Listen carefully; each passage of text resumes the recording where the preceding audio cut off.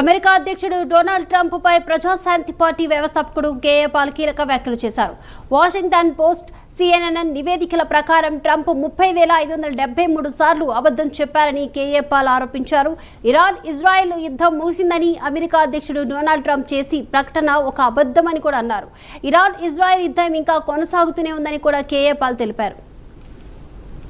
Iran Israel యుద్ధం ఆగిపోయిందని America అధ్యక్షుడు Trump tweet చేయడం అనేక మీడియాలో మీరు చూశారు.